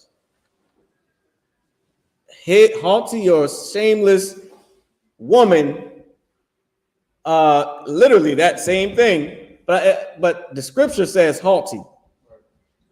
And I believe it says shameless. The lexicon was saying something. I can't remember the term. But let's look it up in the blue. Quatazah, you want to see this on the screen? They want to see it on. They're gonna make me stop the damn connectors so they can see the damn thing on the screen. Y'all want to see it on the screen? You know we prove everything, right? Goddamn, I'll just show you real quick, right? Let's look up dog. Okay, dog, we'll pull it up. Any scripture that says dog, we'll just pull it up. Okay. Where is it? Bible notice, blah, blah, blah, blah, blah, blah, blah, blah. Go ahead. Let me see. Genesis. Throne, oh God, scepter. Let me see. Did I type in the word dog? Did I type it in? Let me go back. Let me zoom out so I can see what I'm doing because I hate when it's too much. Here we go, dog. Exodus 11:7. But against any of the children of Israel shall not a dog move his tongue against man or beast, that ye may know that the Lord doth put a difference between the Egyptians and Israel. Okay, let's go and collab right here. And I told y'all from learning this Hebrew, I could just skim through it and find my word because I know what I'm looking for. This is the word collab. I wasn't lying to y'all. I wanted y'all to know that. We wasn't gaming nobody up, right? So I found my word collab H3611. Collab, masculine now, collab. Let's keep on going. Collab, yeah, blah, blah, blah. Collab is a dog. Boom, boom, boom. Okay. Dog. Okay, let's go and click it one over. I'm about to jam this up because I know I always forget which one this is. Collab, proper name. Is it, where we at? Collab, let's see if we collab YAHUAH. Oh, this is collab. All right. Boom, boom, boom. So we got collab YAHUAH. Let's go to, where is it? Let's just go to collab and let's, dog. All right, here we go. Let's go into the lexicon. Boom. Here we go. Let's pull it up. Will it let me go into the lexicon? Okay. I think this might be it. Caleb, born by the compassion. Boom, boom, boom, boom, boom, boom. Kalab Yah, right? So Kalabah is the female dog. Okay. All right, hold on, wait. That's because I'm in the second joint of it. Here we go. 11. All right. So y'all wanted to see it. Okay, here we go. Read full entry. Okay. Kalab, the masculine, a dog, so-called barking if barker. We'll skip down. As a dog is also an unclean, despised animal. So by the way of reproach, anyone is called a dog, a dead dog, a dog's head. Boom. Let's keep going down. Christians are called dogs by something else. Also because of the shamelessness of dogs, this name is given to such and such. Whatever this is, in the Apocrypha 22 and 15, elsewhere, QADASH, right? So shamelessness of dogs is the term because of the shamelessness of a dog. You see it, Quatazah? I got it right here. And it's saying anybody can be called a dog. All right, now I'm scrolling down. I want y'all to see it. Boom, boom, boom, boom, boom, boom. It's right here. Also, because of the shamelessness of dogs, this name is given to Scorda, whatever, Svilla, Apocrypha 20, 22, and 15, or the Apocalypse. I'm not sure if that's what they're trying to say. There's also here Deuteronomy 28 and 23 and 18, and then elsewhere, QADASH, right? So it's the shamelessness of a dog. A shameless woman shall be counted as a dog, right? So you put QADASH? No, this is the word kalab. This is the masculine, kalab. So this is the word kalab. Right. The feminine of kalab is kalabah, a dog. It's the masculine form of dog. Okay, so now I have a question. Go ahead. So what do you call a 304? She's a harlot. That's the. No, that's like QADASH, something like that. No. It is QADASH. Is a form of QADASH. I forget. One way to call her a harlot is QADASH. But it's not. There's another way to call her a harlot, which we would probably do. Right. Trying to, you know what I mean? Right. But you can call her that as well. All right. Damn, y'all didn't even see what I was doing. I'm on here. I thought I showed y'all what I was doing. All right, so let me go down here, y'all, and just show you. Then we're gonna get back into the lesson. It's right here. Also, because of a shamelessness of dogs, this name is given to Scorda, wherever, right? I don't know if this is the Apocrypha or Apocalypse 22 and 15, Deuteronomy 23 and 18. Okay. And I usually put different scriptures up here too, but that's it. That's dog. The shamelessness of a dog. Okay. Hold on, let me show y'all. Let me show y'all wife. Let me show you the counterpart. Because this is one word that sisters will call you in a hot second. Especially these sisters today, they call you a straight up P-U-S-S-Y, and they don't give nothing. They won't even say, you know what I mean? They don't care. So you see the word unto his wife, H802, Asha, female. I showed for the women, I'm gonna show for the brothers. This is female, this is woman, this is wife. We're going to go into the full entry. We're going to go down to C, right? C, here it is, Quatazar, biggest day. This is for the PUSSYs that didn't want to come and stand for God. Genesis 29 and 21. C, this is Genesis. So this is the definition. C, as a man is praised for valor, for your strength. Constancy, right? And an intrepid mind, right? So woman is used as a term of reproach to a cowardly man, one who is timid, undecided. He's a female. He's a female, or the female body part, as we would call him today, or just a bitch for a man. So a bitch for a woman is kalabah, bitch for a man is a shot. You just calling him a woman and you just calling her a dog. Today, a slang variation of saying P-U-S-S-Y, you would call him, well, of saying a bitch for a man is calling him a P-U-S-S-Y, and you just call the woman a dog. You got it. Oh, go ahead, Abba. Undecided, so could it be the same thing for like a double-minded man? Right, meaning he's timid. Meaning, yeah, his unstable ways, his undecided mind. He's not like a brother. Like, you know how the things that a man would do. If you undecided, you would go to another man to make your decision, because you have to decide. You just up and down. That's sort of how women are. Like, they do different, things, because you trying to give them one way to live and give them counsel, and they just listening to themselves. They hear what you say, they hear what they want, they undecided. You're only going to end up doing what you want to do anyway, which is going to lead you to a terrible life. So the timidness, let me put it back on the screen for everybody to see. Go ahead. Basically, they're out of order.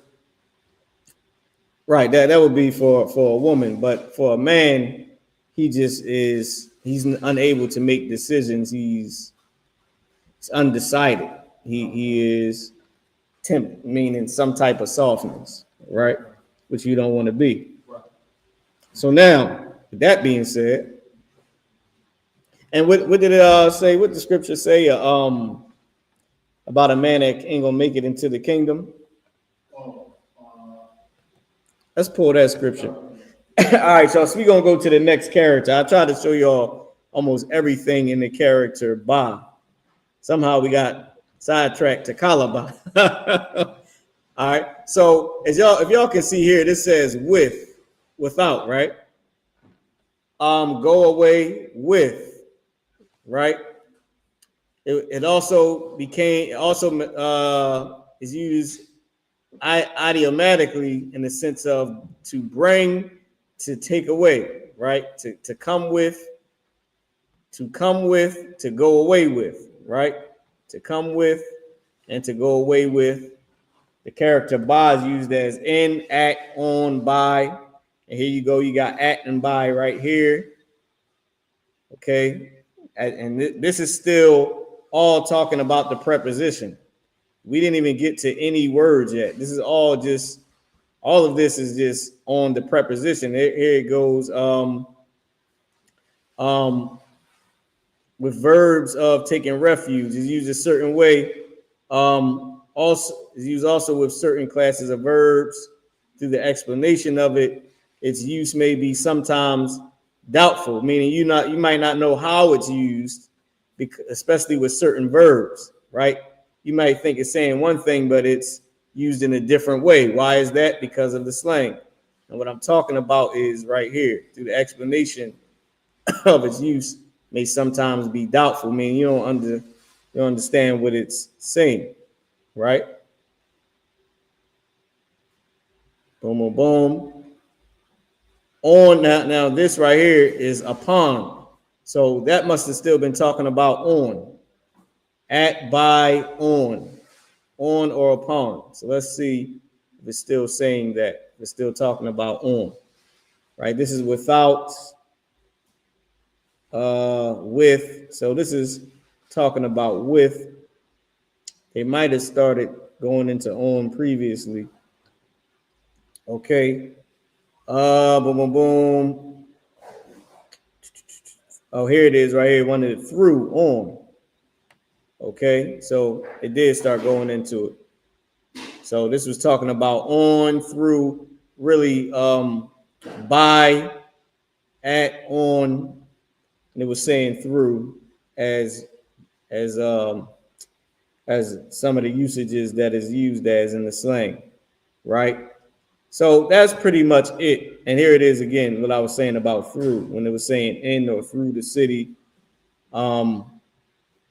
This is some of the usages of it right here. Go ahead, Abad. When you talk about the scripture where it says feminine, Yeah, effeminate man.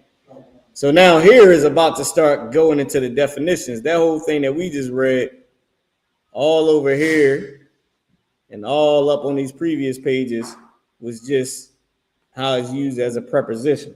So now let's go into the to the next word, all right? To the next character. The next character is the character da. We have to go to 1086 because the character da is not let's go here, 86, 1086. So this is 1085. The character da is not it's not used. There's a rare usage of the character da at the beginning of a root word, and it's to show demonstration. Is a demonstrative character, right? And it'll say it right here, da or da'a, demonstrative. I believe this was pronoun or this was proper feminine, right? And then it says this. So the character, and this is, and that BH is saying biblical Hebrew. So biblical Hebrew is this, right? It was also, so this is the prominent usage. So da'a, eventually they started using da as a slang, but this is one of the demonstrative ways, like do this, or this one, or this is, right? It's a demonstrative. So it's saying this, it's saying one striking another to show the to show how it's used as do. Right? The demonstrative or do or it's to show that is doing something, right? To say do this, or which in essence is where you get this from, but to say do. The character da at the beginning of when it's used as a connector at the beginning of a root word is to say do, right? Is to show it's not to say do, it's to show it being done, pretty much. Or to say do. All those are slangs, but it is a slang way for do, right? It's to show, it's to either show it being done or to say do this, or just like it says this, right? I'm trying to make sense of it to y'all without it sounding crazy. So if you look at right here where it says, so this one striking another is da'a la, da'a naquashun, right? And it's one striking another, right? But the da'ah is to say striking. The la, once you get to the character la, you'll see the usage of the character la, why it's here in front of da'ah, right? Or the character da. Go ahead, Abad. Would that mean to strike? Yeah, right, to strike. But the character la at the beginning, attached to a root word, it's showing motion towards, to say towards. Like that two would be towards the other. That's why it's saying one striking against another, right? And so you got da'ah showing it, showing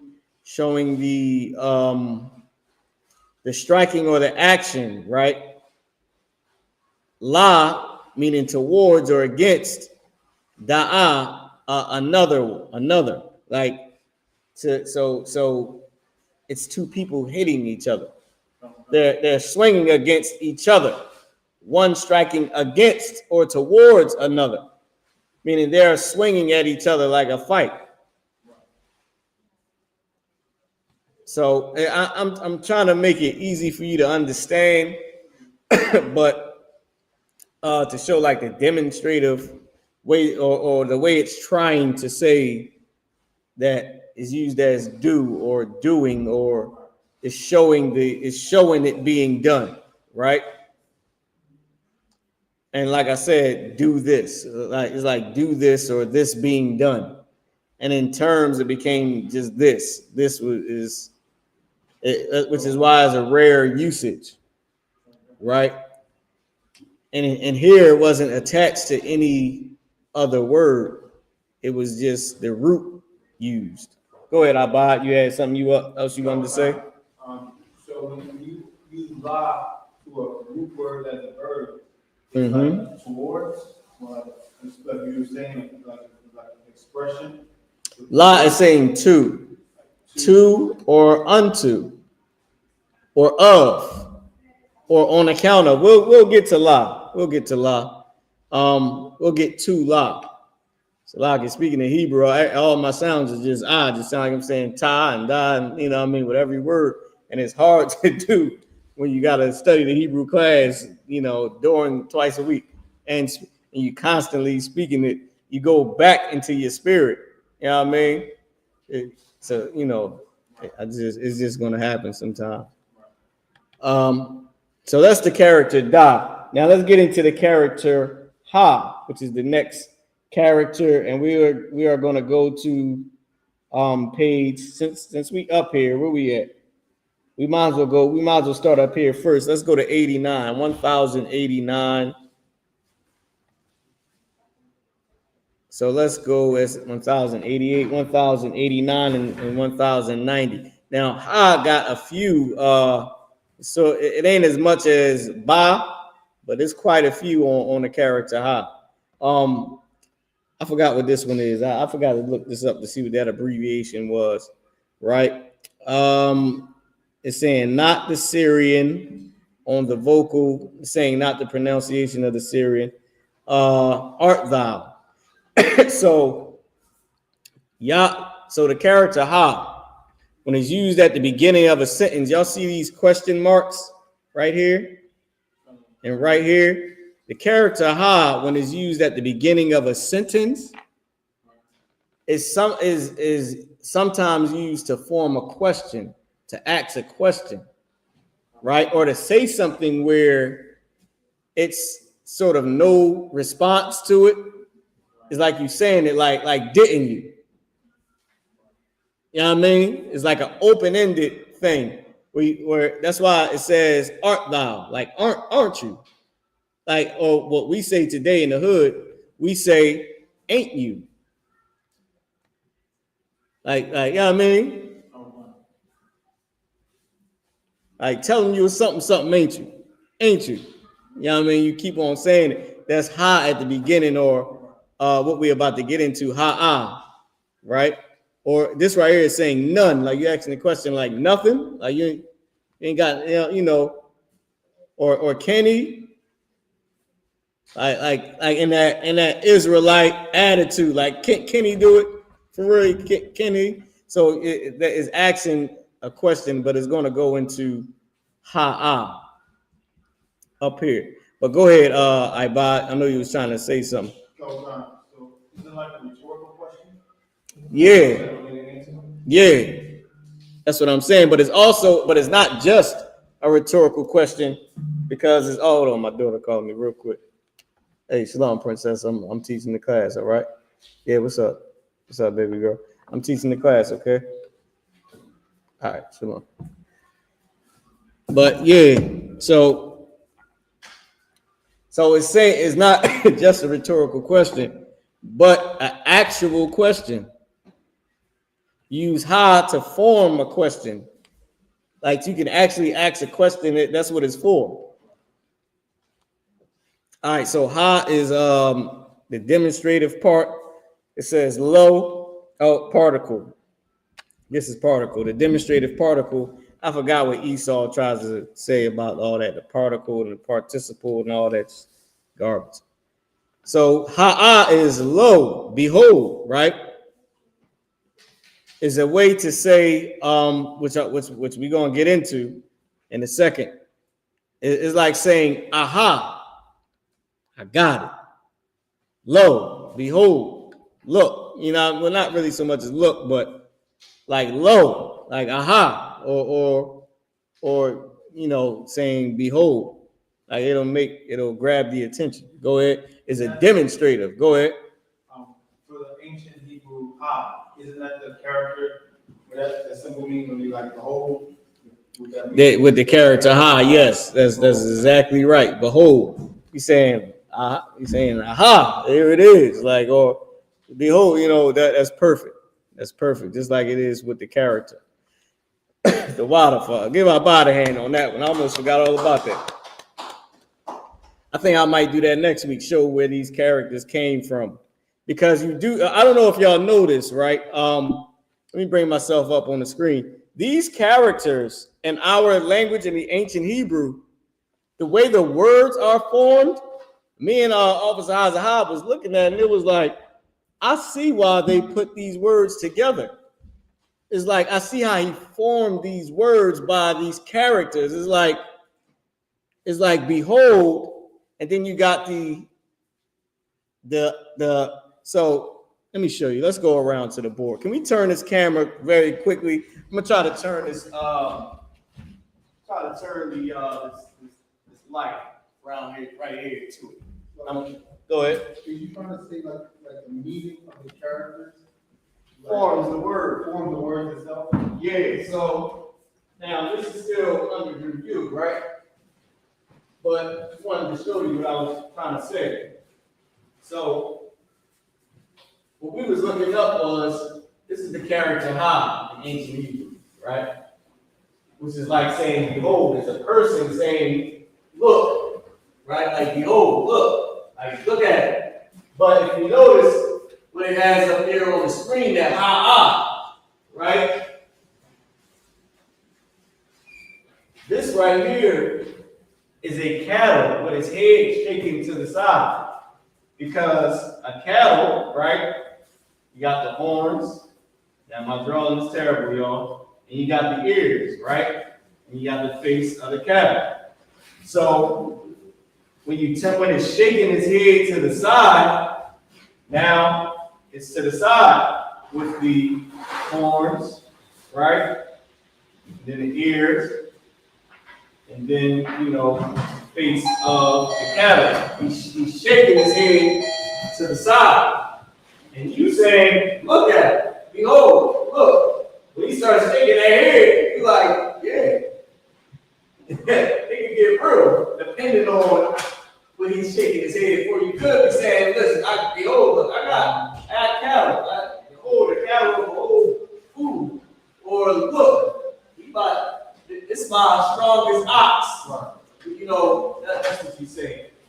And that is the character, ha'ah, right? I mean, the word ha'ah, which is like saying aha, right? And in the Assyrian Hebrew, this is what it is right here. That's how you do it right there. All right. So with that being said, that's how that. So now, like I said, all of this is still under review. Me and Priest Officer how we're just looking at it and just saying. But I forget. I believe General Q had mentioned something about this before. But I know it was a while ago. But I know we looked at it. I know we talked about it. But I was saying the same. I was thinking the exact same thing that Officer Haas was thinking, and we ended up saying it. But it's still under review. We ain't pushing it or nothing. But that was a good example of what I would think it would mean. You know what I mean? Like, look, and you showing the cattle, like, behold, ha. Go ahead, Abba. I was saying that the ha, behold, and the ah is the cat. You know, the character ah is the cattle with his head to the side. You saying, look, when an ox or a bull starts shaking his head, it can either just be shaking it, like, you know how they blow out the little breath and they shake their head and wag their tail.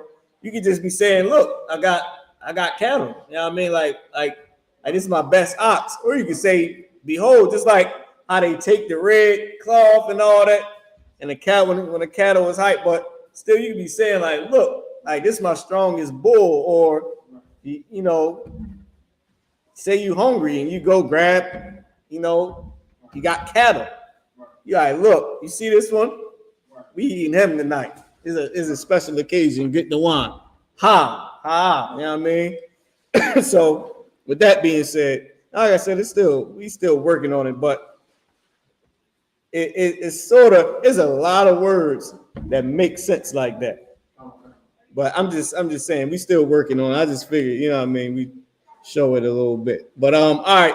So now you get what it's saying right here. So now let's go over to I want to read a little bit of this. It says prefixed idiom to ka for greater definiteness, right? Literally, behold like, right? Behold like, because remember, ka is as or like at the beginning of a root word. All right. So now let me skip down a little bit. All right, now let's go down to, all right, so I want y'all to see something. So right here, the ha, you see how it says how is asking questions. It's the form of question. Okay, that character ha at the beginning of a sentence, right? Or at the beginning of a statement could be used just like that, right? That was one of the usages. So let's go to 206. Let's go to 206. Where we at with it? Boom. 206. Let's get a little bit more into the character ha. All right, where is it? Boom. Let's slide over da. Still at da. Character ha is going to start right here, down here at the bottom. So the character ha is the fifth letter. It's the number 5. Right, as we use it as the number 5, post-biblical Hebrew, no evidence of usage in Old Testament times, but we use it as the number 5, right? Because of course, language evolved. Now, if I go up here, not up, but over here, it says ha on the use of these different forms. See the grammars, right? It says definite article. It goes into all that definite article. So now let's go over. Okay. Boom. Where do we want? 1A, join with substantives. A, to mark a definite concrete object, right? Now, sort of that, so I forget what they was trying to say about. I looked some of it up, right, about what they mean as the definite, because Esau, and the way they did certain things and the way they categorize our slang, it's not the way we would categorize it, of course. It's not the way we would make sense of it. It's just the way that they would make sense of it. It says B, with an adjective to denote one who exhibits a quality, i.e. to express the comparative, I forget what all them little abbreviations are, right? Boom, boom, boom. Let me see. Let me go down to boom, boom, boom, boom, boom, boom. Let me see. All right, so right now it's talking about it being used as a definite because there's so much on this. It's 4 pages on the character ha, right? So right now they're still on the definiteness or the way they classify our slang, right? Let me see. So if you see right here where it says that have passed by, like a hind that longeth for streams, the word YAHUAH is that, right? It is the word that YAHUAH, and it's saying that talking about the character ha and how in certain usages it was used to say that, or which is why they're comparing it to a shar. The word ashar is that or which, but in certain usages is used to say that. Okay, because remember our language is slang, so the words mean more than one thing, right? Now hold on, I got a few more pages. Boom, boom, boom, boom, boom, boom. Boom, boom, boom. Let me go down a little bit more so I can get to y'all what we normally use. Okay, boom, boom, boom. So this is all still the indirect. Where we at? 210. Okay, boom, boom, boom. We at 209. All right. And then it went. So, all right. So this is one of the things I was telling you about ha'ak. Like ha'ak is like aha, right? How you would say aha is ha'ak. Okay. This is an actual word. Aha, I am warm, right? Aha, so we have it. Okay. And it's saying literally our desire, aha, so we have it, right, is an expression. All right. I just wanted to go a little bit into that since I have it right here. It's so much of this on this character, ha, on the direct and indirect. They just breaking down the different ways it's used. Okay. Go ahead, Abad. I see your hand up. So actually means Aha, right. It will be the translation today, or ha'ak. All right. Now I want to go up and get. So the word ha is just the or of. All right, here we go. I found one of the things.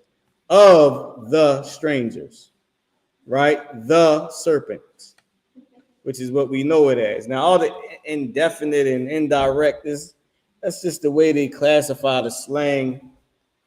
But the way they do it is not how we would have done it, right? And they were in a different time period. So this says the serpents. This says of the strangers, all the daughters. So ha is the or of. That's the main usage of the character. Ha is the or of. Now it has so many other ways for it to be used. Like I said, to form a question. Or a rhetorical question or a regular question, right? You can also use ha as that, but if you ever see ha just used on certain words where it's not saying the at all, is because of some type of what they call the definiteness. Now remember this, all this that they're trying to explain. Remember, some of that definiteness and indefinite and all that particle and participle that they're trying to say is what we say. The words have to match in number and in gender and in the proper grammar form, So if you're using it as whatever they would call as indirect, it would be placed at the beginning of whatever the verb or the noun that's being used as indirect in that same sentence or verse or statement, right? Or if it was used as direct, or if it was used in a different meaning, it would match. So they did all that, and I'm just telling you the easy way. It has to match in number and in gender, and it has to match the proper grammar form, right? You know, the way it's being said. All right. So go ahead, Abad. I have a question, sir. So when Christ came on the scene, was they writing in ancient Hebrew? They was doing both. Or they doing both? They was doing ancient Hebrew because why? Ancient Hebrew is our language. But the universal is what? It would have been the Assyrian. So just think of it as somebody that speaks French. I believe French have the same alphabetical letters, or Spanish has the same alphabetical letters, A, B, C, D, E, F, G. But they're going to type in on their phone a Spanish word and use the A, B, C, D, E the way it fits in the Spanish words. But when it comes to English, they're also going to use A, B, C, D, E to speak it in English. So just think about it like that. We will be writing in our own language and in the Assyrian. Depending on what you got to do, you'll write in the Assyrian. You at home, you talking to other Israelites, you'll write in the ancient. Just look at it that way. That's how I would look at it. But once again, it's used as of or the. All right. That's the main usage of it. I just want to put it right back up on the board, on the screen. All right. So next, I'm gonna try to get this, try to get one more in, the character YAH. Now the character YAH. Now Ba and Ha, Ha had 7 pages on it being a beginning connector, right? The character Ba, I believe, had like 6.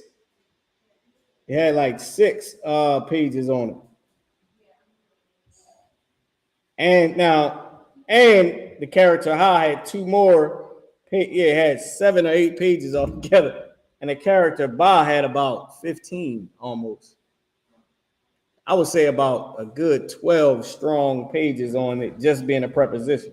So we're going to go to the character YAH, which is on page 251. So let's go to 251, which is not too far from here. 250, let's go to 251. The character YAH. Now, it's only about 6 actual words for the character Ha. I just want y'all to know that. It's only about 6 words or 7 words that begin with the character YAH in the beginning of it. And y'all about to see them. All right, so the character YAH is the 6th letter in the alphabet, the number 6. In the number form, it says no evidence of this usage in Old Testament times, but of course, as it evolved, it was used as that. All right. YAH is a demonstrative adverb and conjunction. It's used as so, then, and what else? And. So, then, and, notwithstanding, but,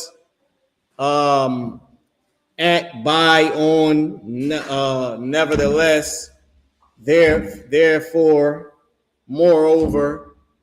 It's used as all those words because we say and a ton, but by the time the language evolved, you had all these other old quicker English words that you could have used to put there. Now we don't say moreover and therefore and all that. Well, we do say therefore and moreover, but we don't say notwithstanding and nevertheless and now herefore too. That's an actual word. Now herefore too. that's you know, that sounds like you're going to court. Like you're in a custody battle. Now herefore too, the you know, the evidence notwithstanding and all that craziness. So I just wanted to show a little bit of YAH, if I can find it. So the first usage of it is and is also used connecting both words, right? So go ahead, Abad. Oh, he wasn't. I thought he was asking a question. Okay, so you see, and let me give you some more. It was so much, it was hard to find. Some told me to mark the exact pages that I wanted because I had to read through all of this to show y'all what I'm trying to show you now in the class. So, and the saying and hold. Go ahead, Abad. Yes, this is the Hebrew to English. This is the lexicon of the Hebrew and English lexicon of the Old Testament. That's the book we in now. The Hebrew. I could come back to 252, and I'll show it up on the screen right here. It was on what page? One of these pages. Let me go all the way back. So this is the cover of the book. All right, this is the Oxford, which I'm about to show. Oh, wait, it's locked here, y'all. I'm probably going past it. Damn, I gotta zoom out. Okay, so this is the Oxford Hebrew and English lexicon of the Old Testament. So we're reading a lexicon where I had to go and show you the Asha and all that. That was in the lexicon. In English, a Hebrew and English lexicon of the Old Testament, but this is the exact one that General Q gave me, the Oxford Hebrew and English lexicon of the Old Testament, Oxford University Press. All right, this is the PDF of that book. All right, so we'll come back to page 251. And Y has it only got a few actual words that begin with the character Y. So it's a demonstrative. It says, oh damn, I was trying to zoom in. I keep doing that. It says when it forms with the preceding word a pair, whether of parallel or opposite, right, ideas, and it comes down to say, oh, Salaki, my bad. It was saying it over here. It was saying, and both, hold on, let me go. It says, but that it had possessed a demonstrative force, right? Which is often perceptible as such, though in other cases form its being applied to denote mere, I don't even know what this was saying, juxtaposition. Okay, help me with that. All right, I don't know what the hell they trying to say until it gets down to, I don't know what they was trying to say is right here, right? It says, and often more fully gives you the scriptures, also with a conjunction accent, right? And it gives you the scriptures. It says, Wa is used very freely and widely in Hebrew, but also with much delicacy to express relations and shades of meaning which Western languages would usually indicate by distinct particles, right? So if we go here to Google, we're just going to type in distinct particles, right? And y'all can't see it, but I'm going to pull it up on the board.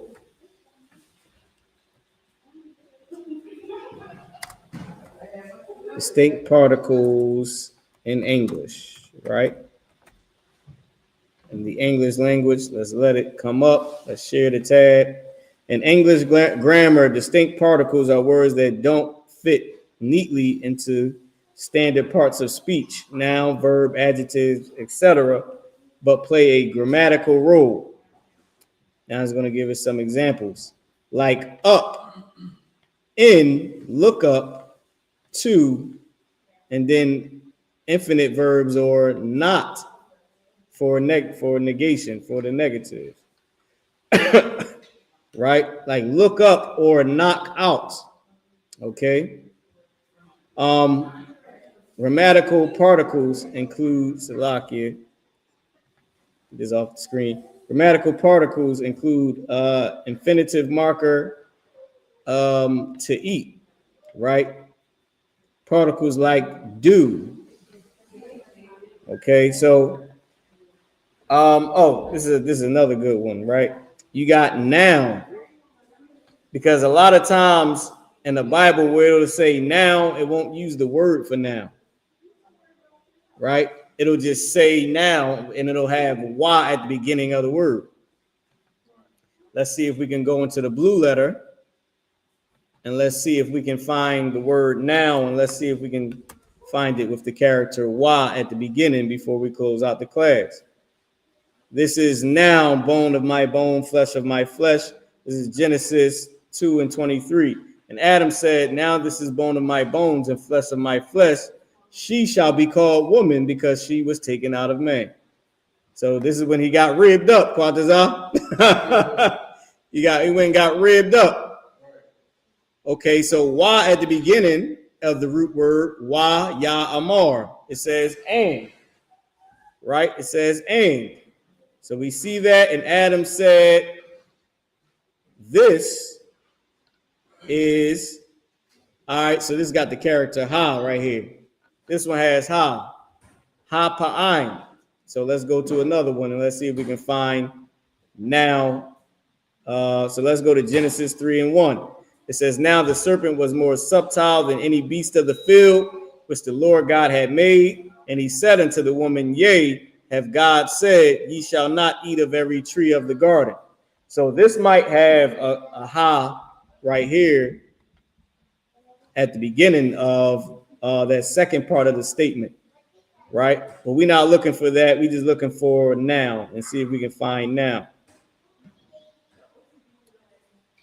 Oh, all right, hold on. Let's go back up to the top. Salaki. Here we go. It says, now the serpent.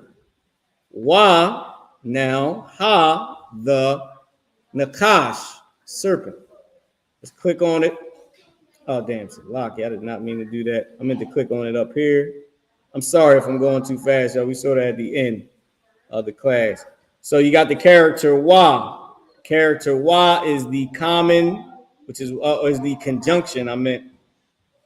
Is the conjunction and, right? The Hebrew conjunction. And let's see what a conjunction is. And, or, but, and, for. Here it is right here. You got it right here. You can see it. That's the conjunction. Okay.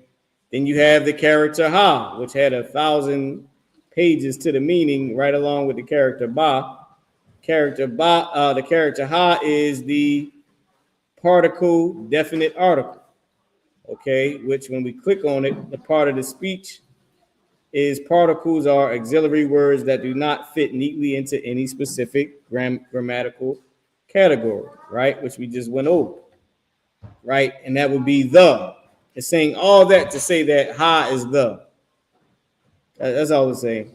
The character Ha is the, and the serpent. I mean, now the serpent, and the serpent, now the serpent.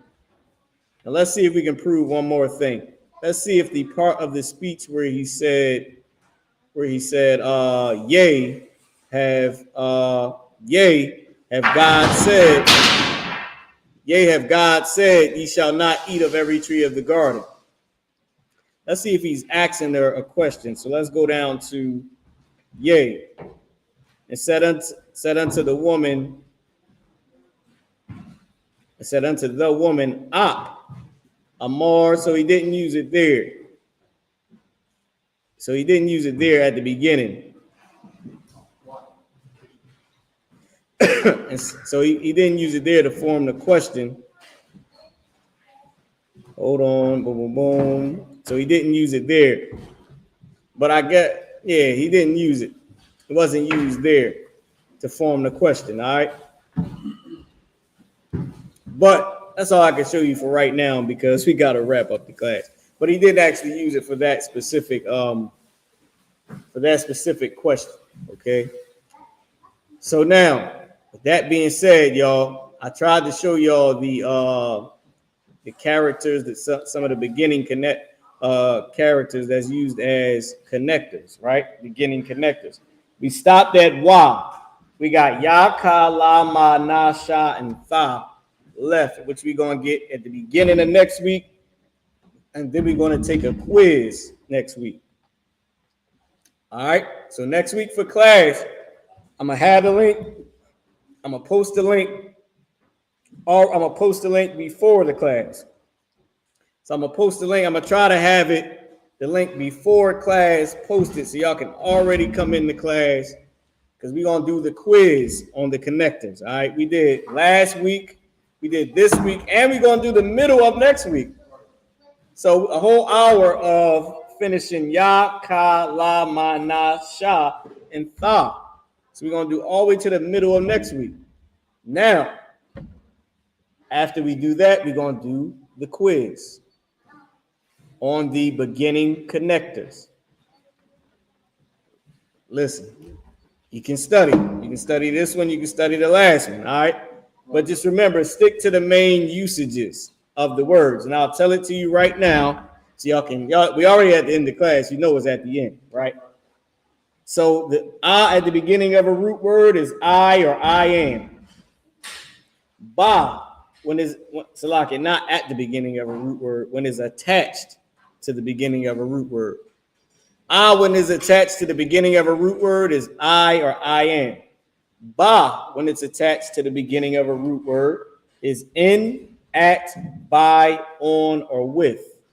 So you ain't got to worry about all the other usages. Just stick with these. They're all variations of these words. In, at, by, on, or with. As ba at the beginning of a root word. The character da at the beginning of a root word is to say do. It's to show. The demonstrative is to say do, right? Or doing or do. Just you stick with do because it's a rare usage anyway. All right, the character ha, when it's used at the beginning of a root word, is of, what's a lock it? When it's attached to a root word. The character ha, when it's attached to a root word, to the at the beginning of a root word, it's the or of. The character wa, when it's attached to the beginning of a root word, it's used as and, but, notwithstanding, therefore, and moreover. Okay? All right, let's take away some of the notwithstandings and all that. That's old quick English. Just do and, but, now, therefore. I'll make it a little bit easier. And, but, now, therefore. All right? Because therefore is notwithstanding. Therefore is moreover. Therefore is now herefore too. So let's stick with therefore. And, but, now, and therefore. All right. With that being said, an yakwatazi mara ma awarka kaya hayawam salaki. Abai, you had a question? What's the next one? Is Shalom Yah? When somebody says mashalamka is how is your peace, right? You say, you know, la you don't know. I do. I'm off the Bible. He said it to me. Was it Tuesday? Yes. And I believe is it Shalom Ka? Shalom, mashalamka is what he's asking you. What do you say back? It's not. That's not. Yeah. That was it. Yeah. Shalom. No, shalom yah. So Shalom Yah. Okay. Shalom yah tawab. You say mashalamka. Right, Shalom Yah. How's your peace? You say shalom yah tawab. My peace is good. All right. With that being said, an yakwatazi yan mara ma warka kayahayawam. An ya I will barakatha. Al kahan wakwatazi yan kwatazakurab the water shalom. I'm priest and officer Mariah, teacher for the day. I'm passing the class over to priest and officer Kwatazak Farah. Thank you, peace. This is I.S.U.P.K security announcements. We got I.S.U.P.K starting on 1 West on 25th Street, home road. The man into the eye. Move for new brother and sister. When a new brother and sister comes into the school, they're off limits for 6 months. They already saluted over.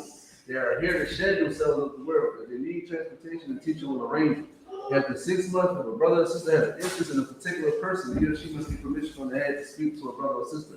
There's another 6 months in which a brother and sister will court each other. After this 6 month period, the brother and sister will get permission from the head to marry. Tithes, which is a commandment. Numbers chapter 18, verse 21. Malachi chapter 3, verse 8 to 10. And the 10th of the Hebrew, I.S.U.P.K. 10% of every penny of any increase the Lord gives you. Give the treasury department. Priest fund, free will offering for priests, not mandatory. Any amount you would like.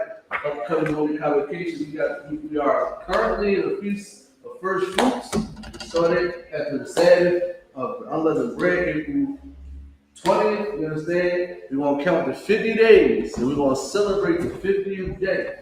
You understand? Sunday, June 8th. We have to start before sundown. If you want to read up on it, go to Leviticus chapter 23, verse 10, and read down to 22.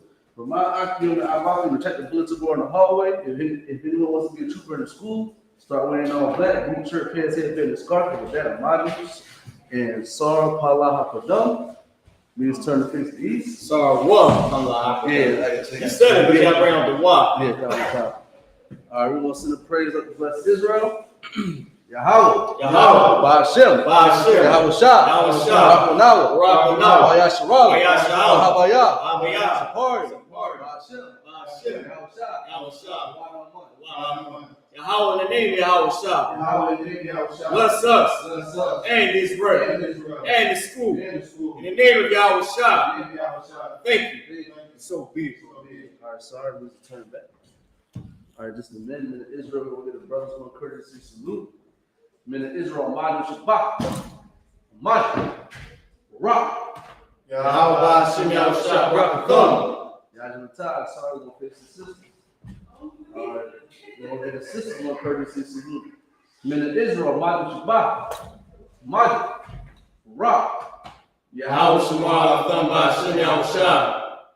YAHUSHA, hands down, folks. Sorry, Christ, y'all. Listen, a lot for tuning in. We got that quiz next week. Y'all go ahead and study. Most High Christ, go ahead and do your Sabbath, man. Shalom.